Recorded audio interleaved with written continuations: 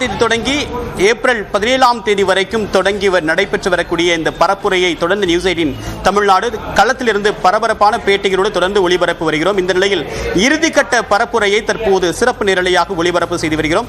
அரசியல் கட்சி தலைவர்கள் தங்களுடைய இறுதிக்கட்ட பரப்புரையில் தீவிரமாக இருக்கிறார்கள். வழக்கமாக பிற்பகல் வேளையில் பரப்புரையை சற்று ஓய்வு கழித்து வந்த அரசியல் கட்சிகள் இன்று இறுதி நாள் என்பதன் காரணமாக தொடர்ந்து காலை முதல் மாலை வரைக்கும் 6 மணி வரைக்கும் தொடர் பரப்புரையில் ஈடுபட்டு வருகிறார்கள். அந்த வகையில் தற்போது திருச்சி தொகுதியில் மதிமுக வேட்பாளர் துரை வைகோ இறுதிக்கட்ட பரப்புரையில் ஈடுபட்டு வருகிறார். அந்த காட்சியின் நிலையில் பார்க்கலாம்.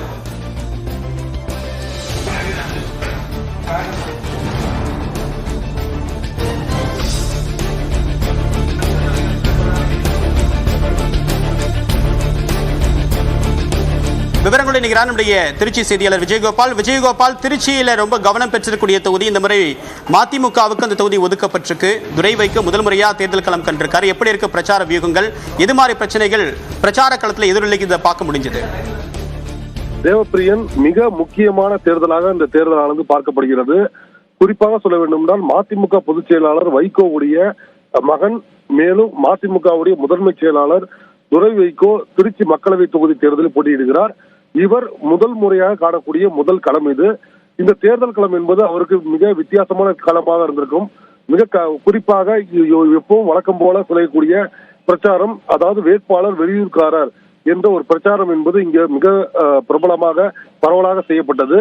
அதையும் தாண்டி தனது வைகோவுடைய மகன் மற்றும் அந்த மதிமுகவுடைய முக்கியமான நிர்வாகி, மேலும் இந்த பகுதியில் திமுக என்பது மிக வலிமையாக இருப்பதால் அதன் காரணமாக மிக அறியப்படக்கூடிய பிரபலமான ஒரு வேட்பாளராகவே துரை வைகோ இருக்கிறார். அவருடைய இறுதிக்கட்ட பிரச்சாரம் என்பது இன்று காலை புதுக்கோட்டையில் துவங்கியது. புதுக்கோட்டையில் துவங்கி கந்தரக்கோட்டை உள்ளிட்ட பகுதியில் முடிவடைந்து தற்பொழுது சற்று முன் திருச்சி மத்திய பேருந்து நிலையம் அருகே உள்ள பெரியார் சிலை முன்பு தற்போது அவருடைய இறுதிக்கட்ட பரப்புரை துவங்கி இருக்கிறார்.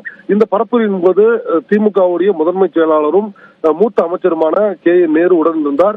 இங்கு ஒரு பரப்புரை என்பது வாக்கு சேகரிப்பு என்பதெல்லாம் இல்லாமல் அவர்கள் ஒரு ரோட் ஷோ என்பது போலவே, ஒரு வாகன பரப்புரை என்பது போலவே அவர்கள் சென்று கொண்டிருக்கிறார்கள். ஒரு சில நிமிடங்கள் மட்டுமே இந்த பகுதியில் இங்குள்ள மக்களை பார்த்து, கூட்டணி கட்சி நிர்வாகிகளை பார்த்து வணக்கம் செலுத்தியபடியே அவர்கள் தொடர்ச்சியாக தற்போது பயணத்தை துவங்கி இருக்கிறார்கள். இறுதியாக இவர்களுடைய பயணம் என்பது ஸ்ரீரங்கம் பகுதியில் முடிவடையும் என்று எதிர்பார்க்கப்படுகிறது. இதே போலவே பல்வேறு கட்சிகளுடைய நிர்வாகிகள் மற்றும் முக்கிய வேட்பாளர்கள் இதே போன்ற வாகன பரப்புரையை இன்று மேற்கொண்டு வருகிறார்கள். தேவப்பிரியன், திருச்சி தொகுதியில் நடைபெற்று வரக்கூடிய இறுதிக்கட்ட பரப்பு தொடர்பான கள தகவலை கொடுத்தீங்க விஜயகோபால். தகவலுக்கு நன்றி.